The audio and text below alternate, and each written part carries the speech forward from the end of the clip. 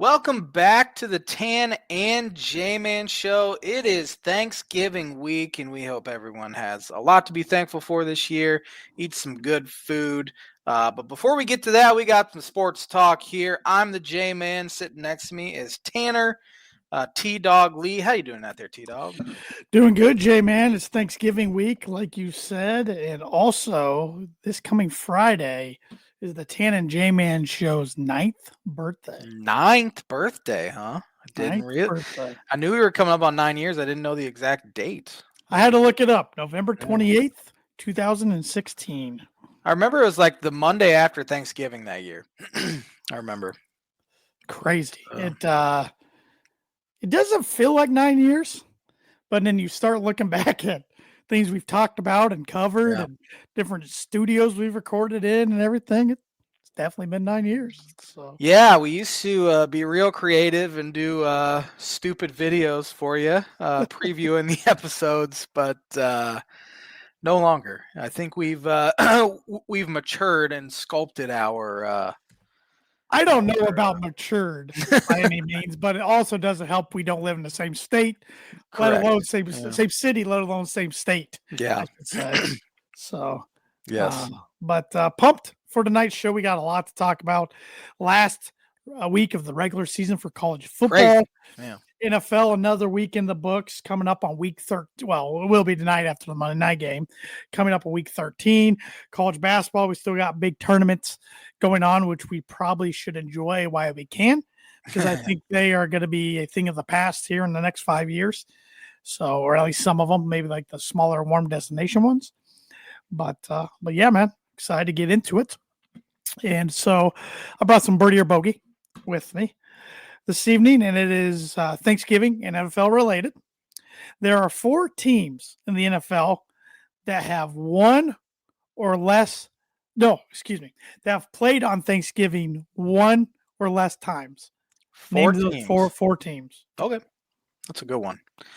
Birdie or Bogey is brought to you by Arlington Public House for good cuisine, cocktails, located 703 Main Street in Rochester, Indiana. Go check them out. Go check them out, and let's see what they had over the weekend here. Visit them on Facebook at Arlington Public House. They had an apple glazed bacon cheddar burger. Mm-hmm. Burger topped with apple butter, freshly sliced apples, cheddar cheese, candied bourbon bacon, and spring mint. Served with crispy beer battered French fries. Yummy. I've never had apple on a burger. It seems like it'd be okay because a lot of fruits go pretty well with like saltier, savory stuff. I mean, peanut butter and apples go very well together. So I'd be interested to try that on a burger. Yeah, I've never tried it myself either. But like you said, I like peanut butter and apples together. So I like all kind of apples. The Red Delicious, the Granny Smith. I don't remember what the other kind's called off the top of my head. I don't either. Golden Delicious, right? Delicious? Yeah. Gold Delicious? Red Delicious? Something delicious. Well, Red Delicious is, I thought, whatever. I like all the apples. So. Yeah. Do you like, when it comes, we're going down a weird food rabbit hole right now, but when it comes to melon, do you like just watermelon or do you like cantaloupe and honeydew? I like cantaloupe, not a big fan of honeydew. But I do like cantaloupe. I love watermelon. Watermelon's probably my favorite of the melons, I should say. But muskmelon's good. Watermelon, again, not a big fan of honeydew. I'll eat it, but I'm kind of indifferent with it. But yeah. J-Man's a big fan of the melons. I like the melons. This actually leads me into Thanksgiving. Here I have my blind ranking. I feel like this will be a good spot to do it. So I did this. I think it was 4th of July or maybe Memorial Day where I did like food synonymous with that holiday. It was a bunch of obviously grilled stuff. But now I have 5 Thanksgiving foods that are synonymous with Thanksgiving, and I want you to rank them 1 through 5 without knowing what comes next. Starting with mashed potatoes and gravy. I like myself some mashed potatoes and gravy, but it's not like a special thing for me on Thanksgiving because here in the Lee household we eat mashed potatoes and gravy quite often. Or at least mashed potatoes. Maybe not gravy all the time. But I'm going to go safe here. I'm putting that 3. That's still a great side dish. Yeah. Ham. This is a tough one because I like ham and I like turkey. Some days I like it better. Some days I like turkey better. I'll put ham at 4. Okay. Here we got a turkey. I said I like ham and turkey. I kind of wish I wouldn't have put mashed potatoes at 3. I'll go turkey 2. I feel like since it's Thanksgiving, yeah, I gotta go turkey 2. But it makes all right. I think you already screwed up. Knowing what I know about you, one of these final 2 is going to have to go in your 1 slot, and you're not going to be very happy with either of them in your 1 slot. That's why you don't go 3 with the first answer. That's right. I was surprised to hear ham at 4. I thought you put ham 2, turkey 1, or vice versa. Anyway, to get to the final one, here we got a pumpkin pie. 5. I don't like it. All right. Right. So number 1, I'm not gonna like either. All right. Correct. Cool. Green bean casserole. Yeah. Oh yeah. What an awful list. Yeah. If I had to re-rank, I would put actually mashed potatoes and gravy 1, turkey 2, ham 3, pumpkin pie 4, green bean casserole 5. Yeah. I almost had apple pie on there, but I switched it out because I have apple pie is kind of synonymous with Thanksgiving, but it's also for like 4th of July, stuff like that. Pumpkin pie more so. Where would you rank those? I would probably, that list that you re-ranked pretty dang good. Again, I'm kind of a coin flip when it comes to ham or turkey. Yeah, me too. I really only eat turkey like once. This kind of turkey like once a year. Like deli meat, I can go throughout the year. I agree. I'd probably put ham 1, mashed potatoes and gravy 2, turkey 3, pumpkin pie 4, green bean casserole 5. I don't like green bean casserole at all. I can handle pumpkin pie. Yeah, I could too if I had to. I guess put a bunch of like Cool Whip on it. Yeah, it's definitely not my favorite pie. What are your favorite pies? I think I know some of them. It's like you like sugar cream pie, you like strawberry pie, apple pie. I can do a lot of fruit pies. I can do a cherry. I'm not a big blueberry pie. I like blueberry like muffins, but I'm not a big blueberry pie guy. Yeah. Blackberry, no, I'm not a blackberry guy, but a lot of fruits I can go with. I like key lime pie. I don't eat it too often, but I find it refreshing when I do. I'm more of a pie guy than a cake guy, so I like a lot more pies than I do cake. Pecan pie I used to not like, but it's grown on me over the years. Yeah. So. Yeah, I'm kind of right there with you. I like a French silk pie. My wife makes a fantastic I don't know if I've had apple pie. It's good. It's just chocolate, whipped cream. But I like a chocolate mixer. You'd like it. You'd like it. I'm for sure you'd like it. With like chocolate shavings on top.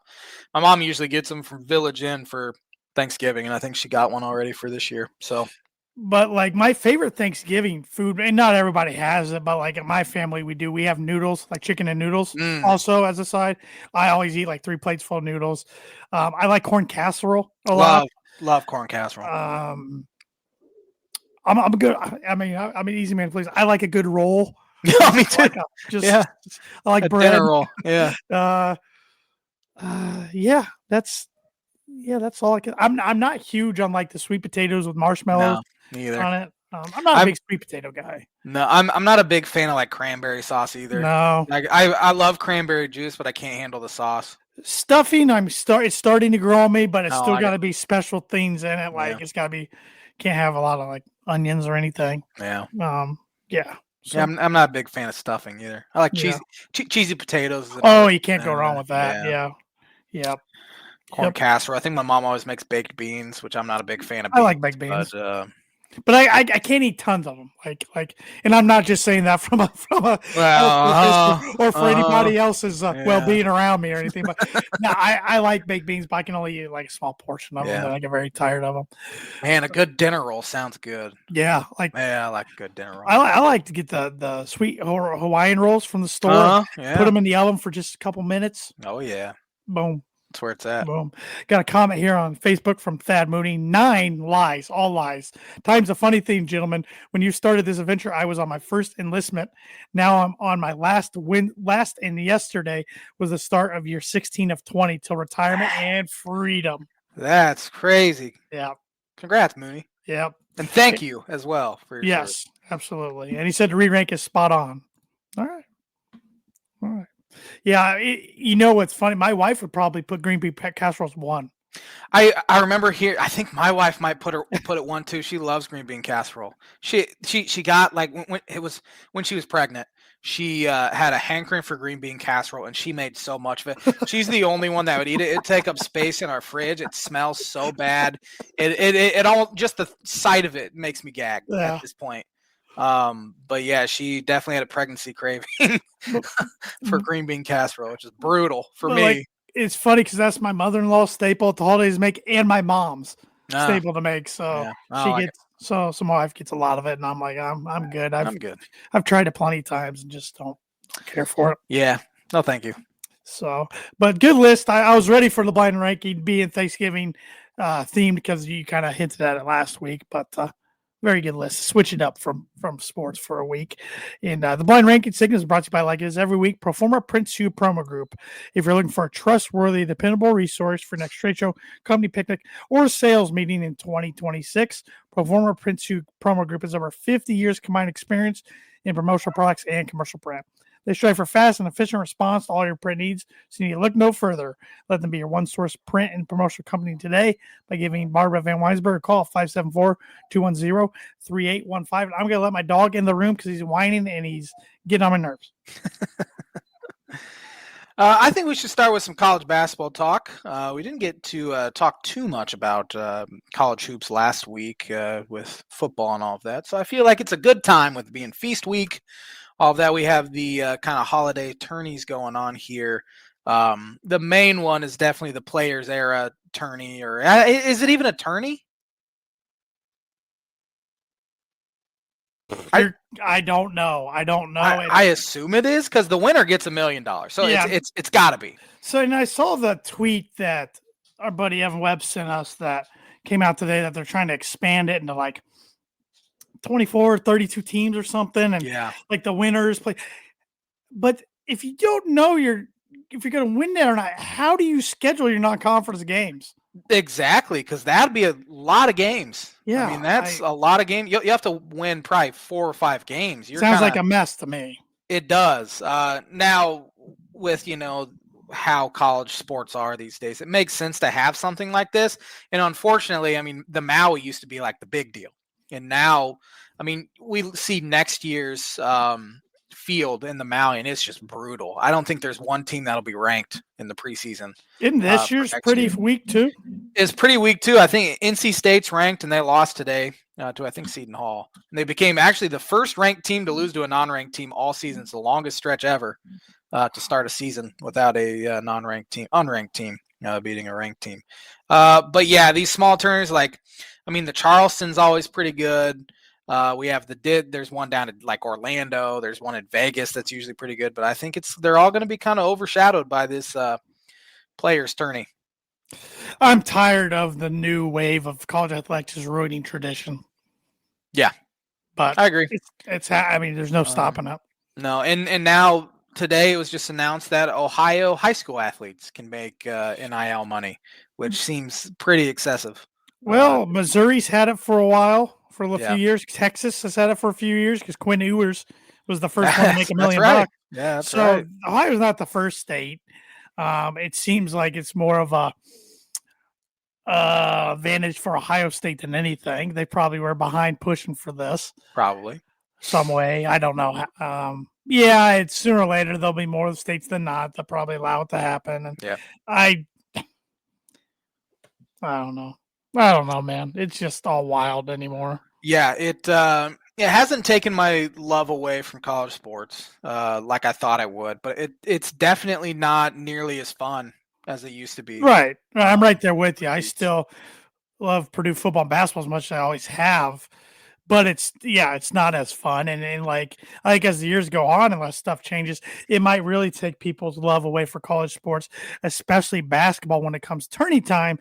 If we see less and less mid-majors making the tournament. Right. And because if you make the tournament anymore and you have some good players, bye-bye to them. They got exposure now. The big boys are coming for them. And That's actually my next point. Like, the transfer portal has hurt my love. If I have lost any love towards college sports, the transfer portal's hurt it more than NIL has, for sure. And again, we've talked about this so much, but I miss the days following high school recruiting. Like, I didn't even know college basketball signing day was 2 weeks ago. It used to be a big deal. Football signing day used to be a huge deal. Now it's less so. I don't even really follow high school recruiting anymore. Yep. You no longer get the guys unless you're Matt Painter. Of course, you get them as a freshman and they're there all 4 years. That's very rare anymore. And Very. For one, Matt Painter has built a culture where it continues to happen for him, where it happens really nowhere else. I mean, even now we're seeing it start to affect Marquette. Sure. Shaka Smart has refused to use the portal, and now they might finish bottom 3 or 4 in the Big East this year because of that. Butler.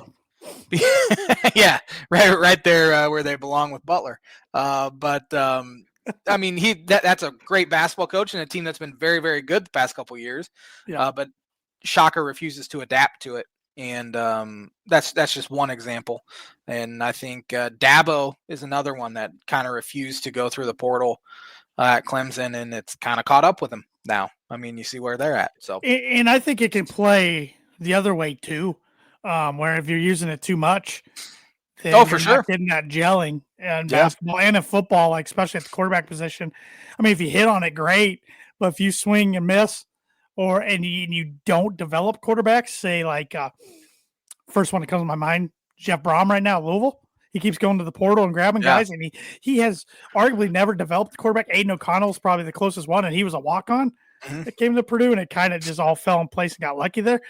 I mean, that's Louisville fans are they're going crazy right now because he hadn't developed a quarterback, and it's Miller Moss is struggling, and their team's starting to struggle, and so you see it both ways. Yeah, and I mean, we look at Kentucky basketball right now. They're struggling right now because they have pretty much an entirely new roster. And Mark Pope has even said, like, I'm still trying to figure these guys out and how to get them to where we need to be. Yep. We've seen it even for my own fandom with Illinois. I mean, they had a completely new roster in 2022. And it backfired. I mean, they were okay. They got a 9 seed in the NCAA tournament. That's a fine year for most programs and stuff, but where Illinois had been. But then they got a lot of retention the next year, and they go to the Elite Eight. And then they had an entirely new roster the next season, and they really were inconsistent, were solid. I mean, 6th seed in the NCAA tournament. And now you see with more retention this year, they look to be pretty dang good. So, and we've seen that a lot with I mean, we used to talk about the sophomore leap. Now it's year 2 transfer leap. You see guys make a huge leap from their first year as transfer in to second year if they stay at the same program. But that's been an issue, is getting guys to stay for that second year or multiple years in your program. Yep. It's wild. It's just, it's so much of it has snowballed. I want to say so much quicker in the last couple of years than I think we ever thought possible. And I just don't know what's going to slow it down. No, I don't either. I don't know. But what are your takeaways so far? I mean, we're still in November. Try not to overreact or underreact to too many things. But what are your takeaways about around the Big Ten so far? Around the Big Ten, again, I think I said it last week that the top 2 teams I've seen in the Big Ten play were Illinois and Purdue. Well, Illinois lost on Wednesday, and now Michigan State's the team, and Purdue, the way they handle. I mean, they struggled with Memphis for a little bit and then pulled away late, and then just destroyed Texas Tech. But they're the best team in the country. Like, you could talk about them on your own time, not on Tana Jamie time. I'm just kidding. But even though I saw arguments being made all over the place that Arizona should have been ranked number 1 today, yes, that they do. I mean, they have the best resume of any school. I mean, they've won at UConn, they've beaten Florida, they've beaten one other UCLA. team. UCLA at UCLA. Yeah. So yeah, their resume definitely is number 1 worthy. Sure. But the team that was most impressive this week was Michigan State, besides Purdue. Was Michigan State. I mean, the way they were able to handle Kentucky. Alabama had a good week too. They did. Beating Illinois in the United Center, where it was 17,000 Illinois fans, and there might have been 100 Alabama fans there.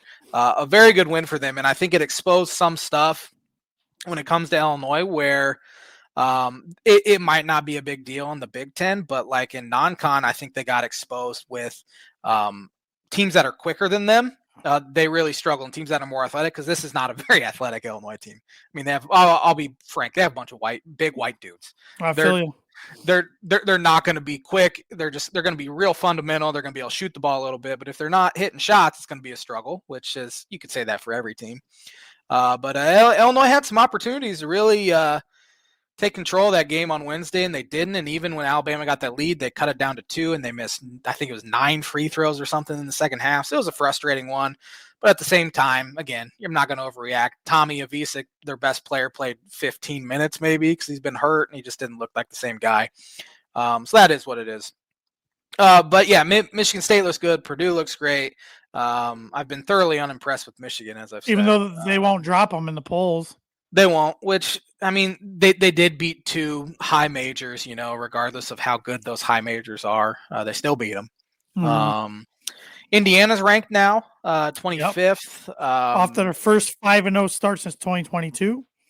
Yeah, they didn't look overly impressive against a low major over the week. This past week, I think they won by 8. I forget who they played. Incarnate Word, I think it was. They played Incarnate Word and then Lindenwood. They didn't look real Lindenwood, that's right. In either one. No. Incarnate Word, they won by 8. Lindenwood, yes. They pulled away by 20, but it was close for a little while. Yeah. And again, they probably shouldn't even rank teams till January because you just don't know. They play Kansas State at home tomorrow, which should be a decent little game. Kansas State just lost their first game of the year to, I think it was to Butler over the weekend. Nebraska. Thank you. Yeah, Nebraska. I've seen a lot of Nebraska fans bragging. Nebraska has the longest win. Basketball fans? Yeah, Nebraska has the longest win streak in the Big Ten, have not lost since March. They have this long win streak because they were so bad last year, they missed the Big Ten tournament, and then they won the crown. And they're bragging about, I was trying to think. I'm like, how 15-game win streak. Like, well, yeah. So take it with a grain of salt. But can you imagine bragging about the crown? No, can't imagine. Couldn't imagine. You wouldn't hear me bragging about the NIT back. No. No, it's almost embarrassing to brag about it. Yeah. But I think there's been 2 teams that have cemented themselves as the worst teams in the Big Ten, and that's Minnesota and Rutgers. Oh my gosh. They're the only 2 teams that are not in the Ken Pom top 100. I mean, Rutgers. I think they're going to struggle to win double-digit games this year. I think Pico might be in trouble. I know he's been a good fit, but yeah, and I saw some Rutgers fans saying, thanking him for bringing them back to prominence. I'm like, he did. I mean, they were garbage, but still, 2 tourney appearances in 9 years is not good. And they're just getting destroyed. I mean, you lost by double digits to Central Connecticut State. Yeah. Yeah, and now today they were down 30-something throughout most of the second half, and after the game, Pikel, they asked him about it. He said, well, we fought hard and won the second half, and they won the second half 30-29 and they still lost by 25 points. Yeah. So that's kind of embarrassing. But even their wins this year against low majors, they'd be winning from 8 to 12 points, not just blowing anyone out. Minnesota's looked bad. It took overtime to beat Green Bay. They struggled with Chicago State for like 36 minutes, and then got blitzed by San Francisco at home. I think it was yesterday or 2 days ago. I think this is a much deeper Big Ten this year. In fact, USC was tipping off here. I'm going to go check the scores. Took them 3 or 4 overtimes to beat Troy? Yeah, to beat Troy. Troy almost had a good week. They won at San Diego State, and then let's see here, Big Ten. It is fun feast week that games are played throughout the week. USC is down 1 with 2:57 left to Boise State. How did Notre Dame and Kansas go? Last I checked, Kansas was up 12 with 50-some seconds left. So I don't know. Mike Shrewsbury's going to get it going there. Yeah. Iowa State beat St. John's by 1 today. Purdue Kansas plays them a week from 10. Saturday at Mackey. Iowa State? Mm-hmm. Nice. Home and home with them. Got a home and home with Marquette. Signed a home and home starting next year with Tennessee, which sick of playing those guys. Sick of playing Marquette too. Same. Yeah. Tennessee. But Kansas is out of the top 25 in November for the first time since November of 2005. Yeah, Kansas won by 10 today. Yeah, that's wild. Okay. So it was nice to talk some college. Yeah, I still haven't. Yeah, I'm glad you started with that because we need to make sure to get it in. But I still have not watched a ton outside of Purdue, and I watched the most I've watched of any other game was Illinois Alabama. Yeah, I've watched every single minute of the Illinois, even on the Big Ten Network Plus. I hate those games. I usually have to put them on mute because the commentators are almost too excited. And the worst part about their game on Saturday, it was a 1:00 tip off. No students. It's Big Ten Network Plus, so the atmosphere is just dead anyway. And you have, the commentator screaming when somebody does something because I can't handle it. Can't handle it. Gotta mute. Yeah, might as well turn on the radio feed. And yeah, I should. Yeah, I really should. Yeah. So, but yeah, college hoops. We'll be talking about it through April, really. Yeah. So, do you want to get educated? I do. Learn about some sporting events that happen on November 24th.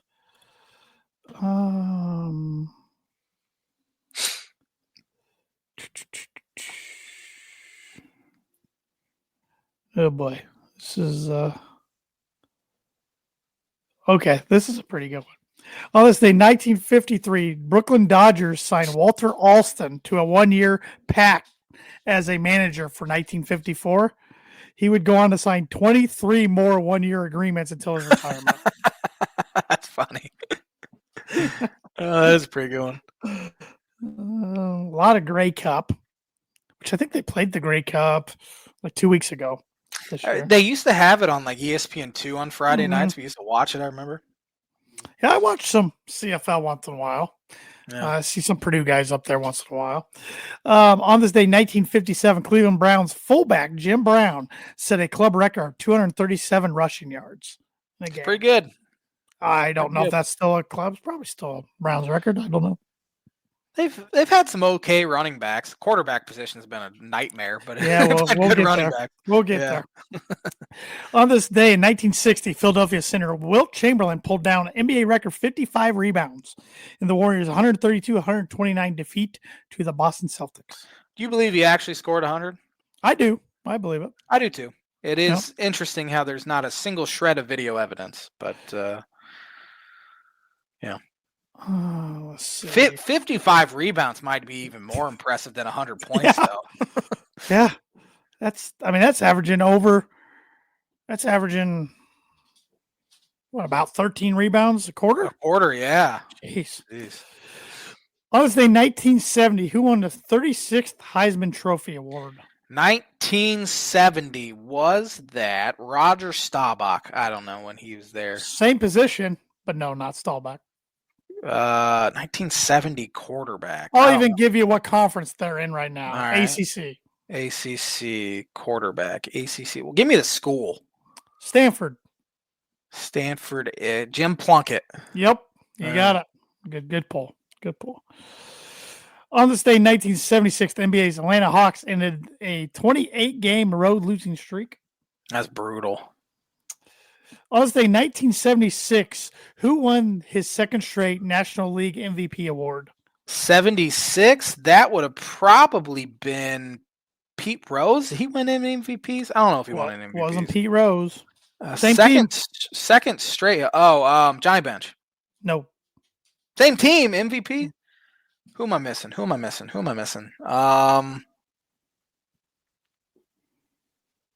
Give it to me.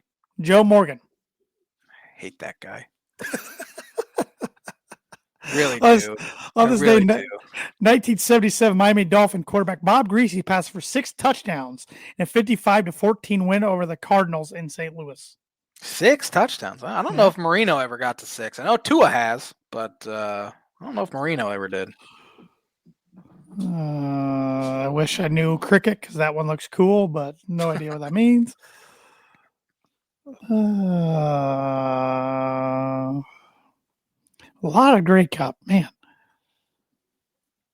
A lot of Iron Bowl now. Yeah.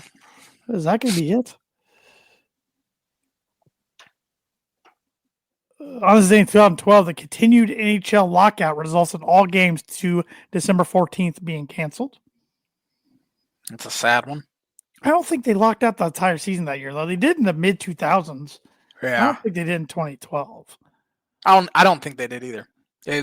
I remember it was kind of almost the same year that the NBA did it. Yeah, I liked the Shortened NBA when they did it that year. I They thought it should was just better. keep it at 66. And on this day last year, NFL Philadelphia Eagles running back Saquon Barkley set a new franchise game record with 255 rushing yards in the 37-20 win over the LA Rams at SoFi Stadium. He hasn't been nearly as good this year. Has not. More expectations and pressure on him this year than there were last year, I feel like. So, but that is the On This Day segment, which is brought to you by, like it is every week, Mooney Wood and Laser Crafts. Mooney Wood and Laser Crafts is a veteran-owned, operated woodcraft shop based out of Texas with Indiana grassroots. They provide 100% hand-cut custom designs that fit your needs, and their pieces are a great addition to any home, office, or man cave. You can see some of their recently completed projects by visiting them at Mooney Wood Laser Crafts on Instagram and on Facebook, and online at mooneywoodlasercrafts.com. And if you let them know the Tan and J-Man Show sent you, you get 15% off your first order. And speaking of Mooney Woodcrafts, the Thad says the Browns' savior at quarterback is here. Yeah. He thinks so. He definitely thinks so. Yeah. Give him a full season, a full off season, see what happens. Yeah. That's what he says. Which they did name him starter today. Even though, might as well. Yeah, even though Gabriel passed concussion protocol, but you might as well. And yeah, see what you got. Gabriel hasn't been impressive either. Yeah. So, yeah. But well, let's get right into NFL. All right. Since we're on topic. 3 winners, 3 losers for week 12. My first winner is Houston Texans beating the Buffalo Bills. Found a way to beat the Buffalo Bills with Davis Mills as their starting quarterback. When they let that hook and ladder happen on 4th 27, I'm like, they're losing this game. Yeah, and they found a way. That defense is nasty, though. Arguably the best defense in the NFL. It is nasty. They need C.J. Stroud back, although I'm thoroughly unimpressed with C.J. Stroud, and I think Davis Mills has been an okay fill-in as a backup. But all of a sudden, 6-5. That's turned out to be a halfway decent division. Yeah, if the Colts aren't careful, they're going to get. I know they're going to get crept up on by either the Texans, who they play this week, or the Jaguars, who had held on for dear life yesterday in overtime to win the game again. 2-0 in overtime the last couple weeks. I'm going with the Chicago Bears, 31-28 win over the Steelers. Mason Rudolph and the Steelers, but this Bear team keeps finding ways to win close games, which for the last at least 5 years they couldn't win close games. Yeah. So, it's a definite culture shift. For sure. They're finding a way. LA Rams. I'm putting my stamp on them as the best team in football right now. Matthew Stafford over his last 8 games has thrown 25 touchdowns, 0 interceptions. He's playing arguably the best football of his career. At 37 years old. He's probably winning the MVP race right now, even though I could make a case for Jonathan Taylor like I did a week or 2 ago, but it's more times than not a quarterback award. So it's hard to give a MVP to a running back, in my opinion. It is. The Dallas Cowboys are winner for me. Down 21-0, come back and beat the Eagles 24-21, improving their record to 5-5-1, so they're not out of it yet for the playoffs. Yeah. One team that I don't think many people are talking about are the Seattle Seahawks. It wasn't an impressive win by any stretch over a real bad Titans team, but all of a sudden Seahawks are 8-3. They're pretty good. Yeah, nobody's talking about them. Yeah, nobody's talking about them at all. My final winner, I hate them, but the Kansas City Chiefs win an overtime game 23-20 to the Colts in a game they had to have. I feel like if they fell to 5-6, we really could have had serious conversations about them not making the playoffs and their season going downhill. But getting that win, I still think they'll probably make the playoffs. I don't think they're going to win the division, but I think they'll make the playoffs. And now the Colts might be tough for them to get the 1 seed now. Yeah. First loser, New York Giants.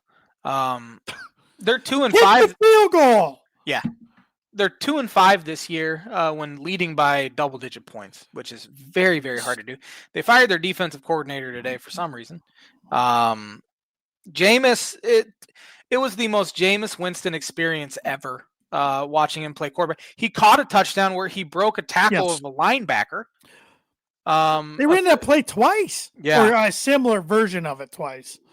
And then the very next drive on the first play, he throws an interception. Yep. Jahmyr Gibbs was awesome for Detroit. He had an 80-yard touchdown run in overtime. He had like a 70-yard touchdown run earlier in the game. He's a stud. But got my cousin 57 fantasy points, but yet he's going to lose the matchup. So interesting. Yeah. Yeah, I just was it just baffled me. Like I know they have a touchdown puts the game away. Yeah. But they had a chance to go up 6 with under 3 minutes left. Instead, they go for it, don't get it, and then the Lions up kicking a game time field goal, taking an overtime. Yeah. It's like, kick the field goal, make him go score a touchdown to win. And again, I understand the thought process. I do too. You don't trust your defense to not give up a touchdown. Yeah, but analytics sometimes play a very stupid role. I mean, it plays a very important role. But also, I don't think I've ever seen ESPN flash that graphic. What should they do without them saying they need to go for it, regardless of where they're at? It's never punt or kick a field. It's always go for it. I agree. Stupid. So. My first loser, the Minnesota Vikings. Yeah.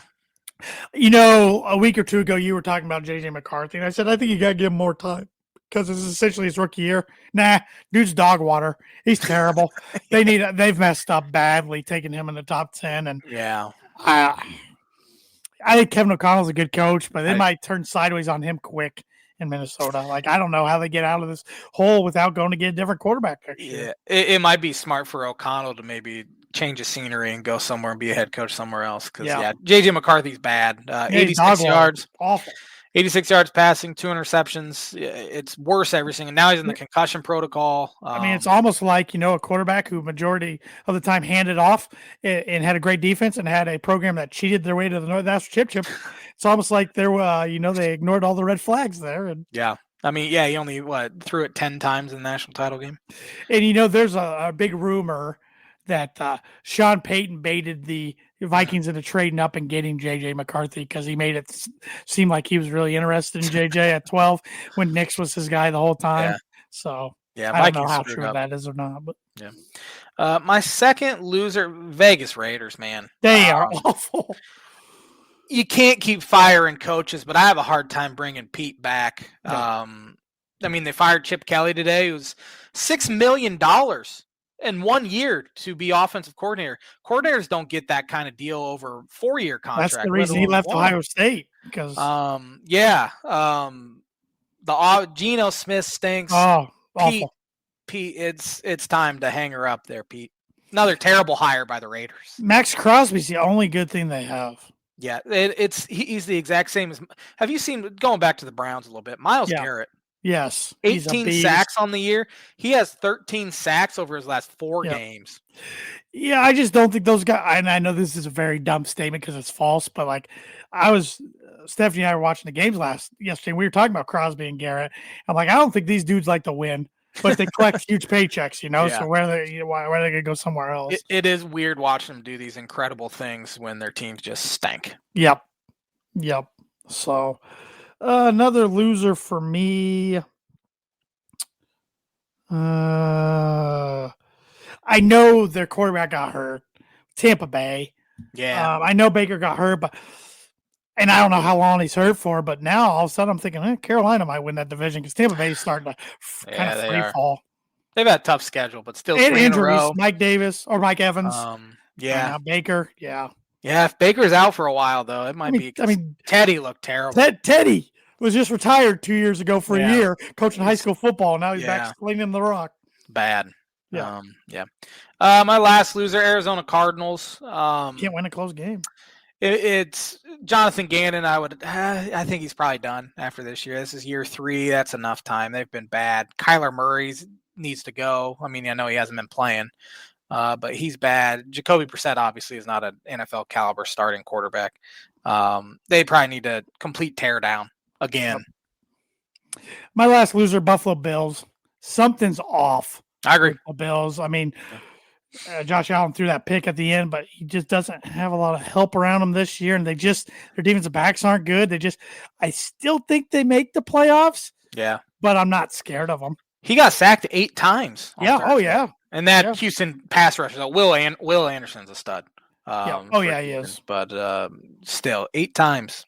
It's weird. Something's off with them big time. Yeah. Big time. So, week 13 slate, all teams in action this week. Yep. No bye weeks. Got 3 games on Thanksgiving. Of course, you got a traditional one here, Packers at Lions. Give me the Lions for 2. I think this is a very, very good matchup for a Thursday night or Thursday Thanksgiving game. Yeah, Lions got really lucky winning yesterday over the Yeah. Giants, and I was starting to think, Lions are starting to slide a little bit. Yeah. Which they haven't played very good football lately. No. But I'm taking Lions for 5 at home. Yeah, Lions hadn't lost back-to-back games since 2022, so they were very fortunate not to. That's a crazy stat. I know. The Lions. Kansas City Chiefs at Dallas Cowboys. This game got a lot better yesterday. Yeah, with the Cowboys coming back from 21-0, of course, Kansas City winning. Give me Kansas City for 3. I just think that they get it done for no other reason than that. I got the Cowboys for 2 because I'm a hater, and that was a big win for the Cowboys yesterday to be a team like the Eagles, being down 21. Yeah, might get them going. The Cincinnati Bengals at the Baltimore Ravens. I have not read anything about Burrow possibly playing. Yeah, he had been a full participant in practice, and I think they said something about they didn't want him to play Sunday because then they'd have to turn around and play Thursday. Oh, so maybe he's good to go for Thursday. If not, it might be smart just to sit him another one and give him another. How about all their other dudes? They had like 3 guys go out 3 straight plays yesterday with injury. Yeah, I have no idea. I haven't heard anything. I got Baltimore for 4. Baltimore hasn't been overly impressive either. They're winning. Won 4 straight. They have.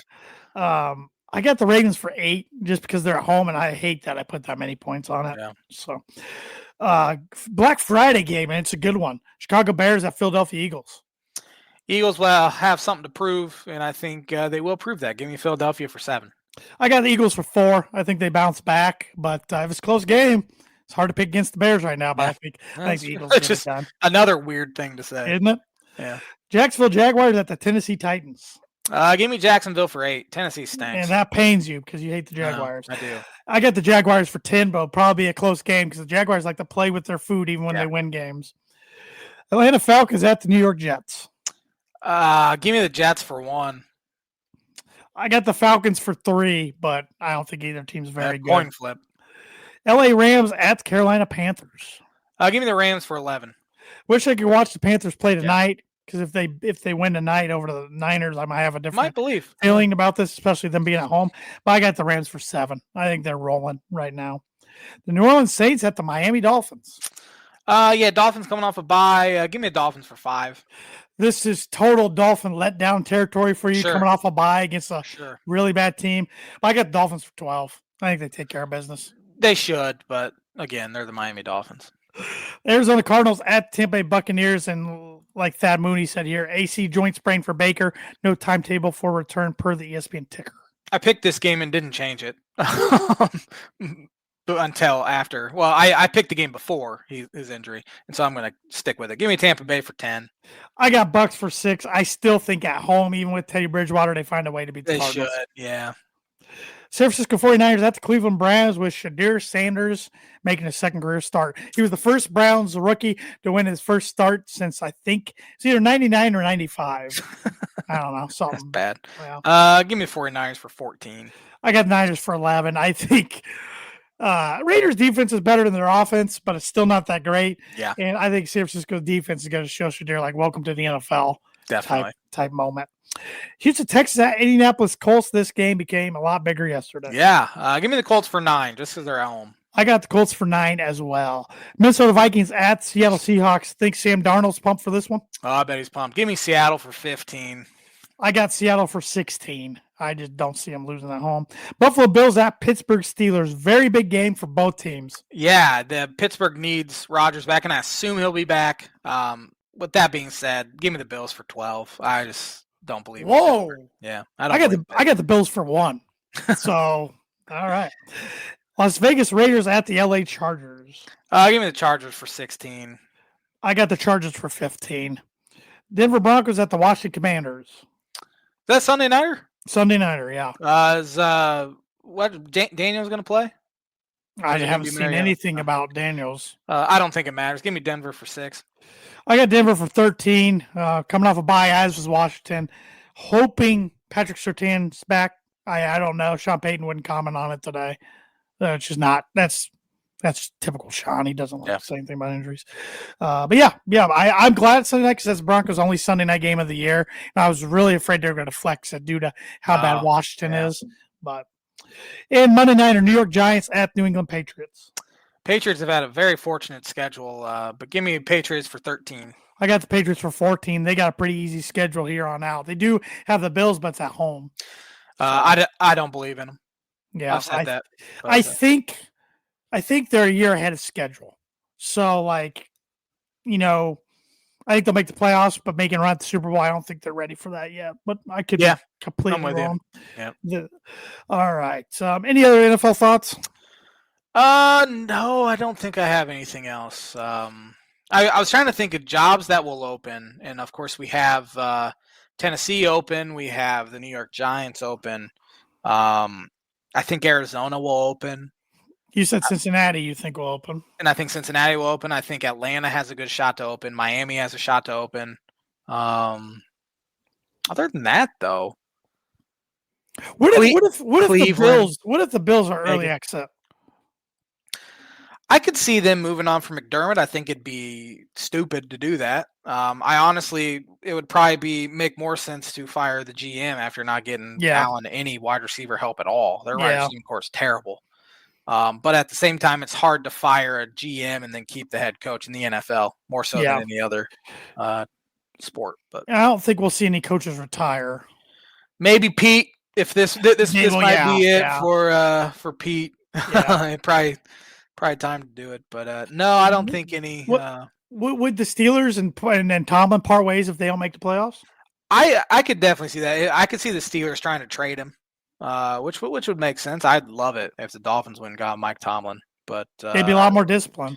Maybe it's time for John Harbaugh if they don't win a Super Bowl. Maybe it's time for them to kind of think about that too. Well, they got to worry about making the playoffs. I know. Worry about winning the Super Bowl.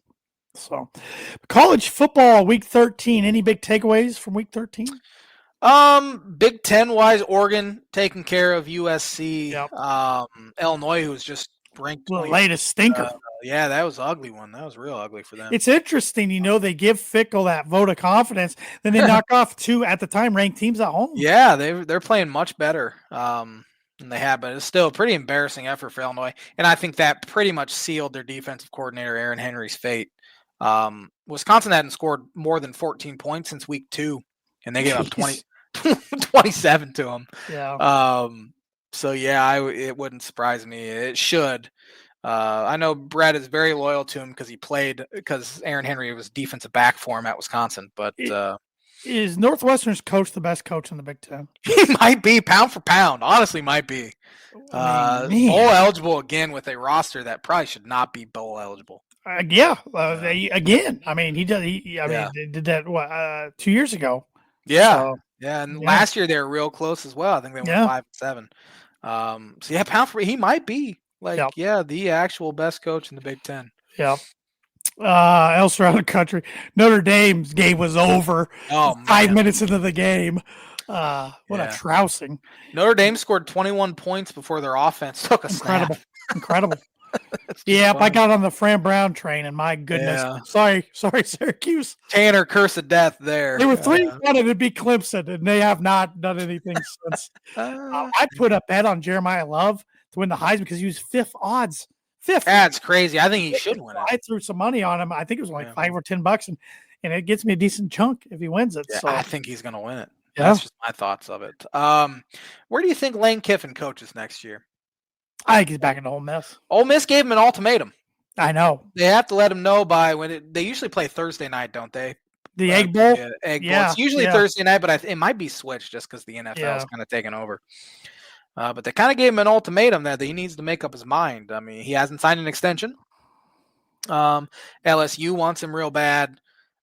Florida wants him. So it'll be interesting to see how it plays out. It's Friday at noon. The Egg Bowl. Man, it used to be like primetime Thursday night before the NFL. Friday in the SEC, you got the Egg Bowl. You got Georgia Tech, which Georgia Tech losing takes little energy off that. Texas A&M, Texas. That's pretty good. Yeah. Pretty good. Yeah. Nice. I think Kiffin's a good coach, but like the numbers get thrown around for him. Like the dude hadn't won a championship. Yeah, he hasn't even coached in the playoff. Like, and we're seeing schools we thought would have openings, like Florida State retained Mike Norvell because I think they realized this is a bad year to be looking for a head coach. Yeah. Carousel. And we're seeing schools like Maryland, keep Loxley, like, because you don't want to keep doing this every couple of years and just paying buyouts and like it's just nuts. Cal's coach Justin Wilcox, that's a tough job. That's a very tough job. He's made them very respectable going to bowls, and they fired him. They're bowl eligible right now, aren't they? Yeah, I think they are. Dumb. And I was so stupid. Dumb. I think it was. I know they've been playing better, but keeping Luke Fickell, it was curious anyway. I wonder if Penn State's regretting it a little bit, knowing who they have to go up against. Yeah, and is there any way this guy gets the job? I think it would be. I mean, their fans would probably be mad, but they've played so much better. They have. With them. I think. How often have they taken an interim tag off and it's very actually rare worked? I think it would be a colossal mistake. Dabo's about the only one I can think of. Yeah. Sharon Moore's been okay this year for Michigan, but for the most part, it's just that's it usually doesn't work. That's a good point. James Franklin, like you said last week, landed at Virginia Tech. Yeah. So. And one thing I know the Penn State players are like advocating for them to take the interim tag off, but the last people you need to listen to are the players. Right. Honestly. Yeah. So and I don't and the fans. But what I was saying is, they had a tough loss at Iowa, tough loss at home to Indiana, and they've won all the other games. Yeah, they've looked pretty good. So maybe. Yeah. Maybe all they needed to do was have Drew Aller get hurt. Maybe. Yeah. I've never been a big Drew Aller fan or Cade Klubnik. They're kind of one and the same. And you haven't been impressed by Bryce Underwood either. I've been thoroughly unimpressed with Bryce Underwood. Big Ten games this week. We got 2 on Friday. One always plays on Friday. That's Iowa at Nebraska. This is a fascinating one. Iowa should have lost to Michigan State. Down 10 in the fourth quarter. Jonathan Smith will be. I think that'll open. Yeah, 2 and done. They, for one, punting it to that guy, and that's the only reason why Iowa won. Long punt return, which is pretty typical of Iowa. Yes, honestly. it is. They're 6.5 point favorites, by the way. Iowa's. Give me Nebraska for 1, just because it's in Lincoln. I'm taking Iowa for 4. 4 of the last 7 matchups, Iowa's won on a walk-off field goal of this rivalry.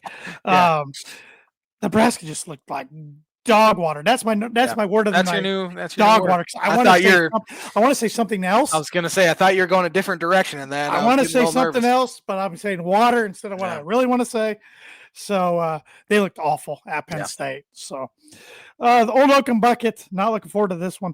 Number 2, Indiana, 28.5 point favorites at Purdue. NBC, sorry, America. This will be the J-Man's Book of Prediction Week. Oh, boy.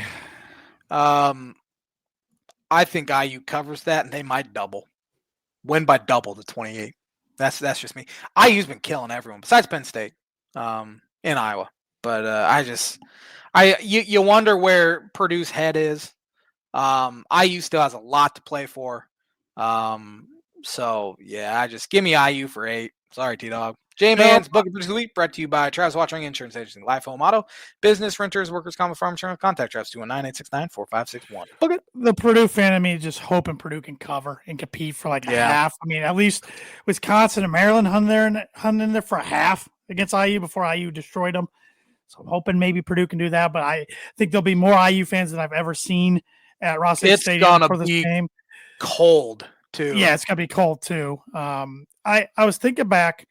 I've only seen Purdue lose at Ross-Ade in the bucket games twice, and they're both by 3 points in overtime, 2019 and 2010.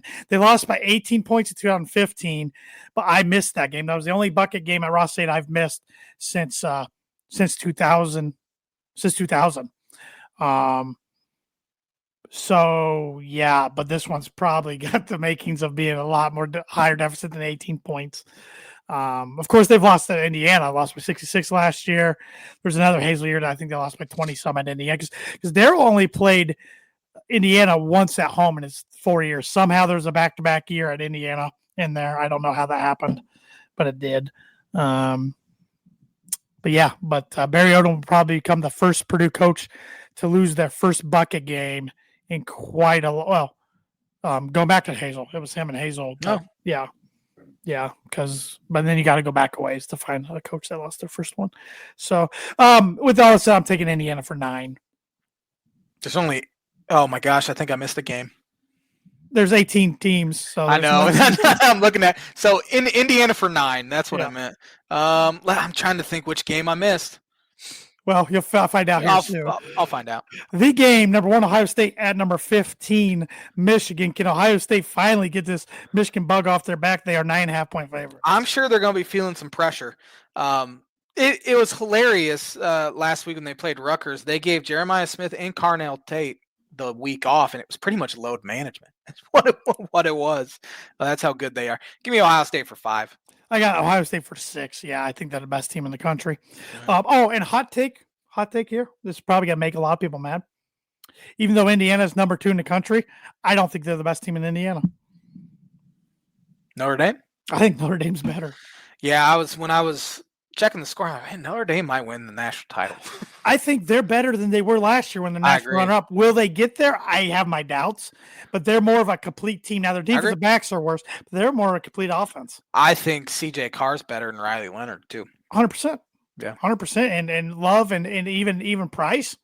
That's a two-headed monster, man. Yeah. If I'm Indiana, I don't want to see them in the playoffs again. No, I wouldn't either. Especially in Indiana, I think there'd be. Well, I think IU would get a bye, probably. Right, yeah, that's a good point. Unless they lose this week. Oh, if they lose this week, yeah, then they might drop out completely. God, that'd be great. Paul Bunyan's Axe game, Wisconsin at Minnesota. That's the one I'm missing. I have my 8-pointer. Minnesota's a 1.5-point favorite. Give me Minnesota for 8, just because they're at home. We're 6-5 team I've ever seen, but yeah. I'll take it's funny.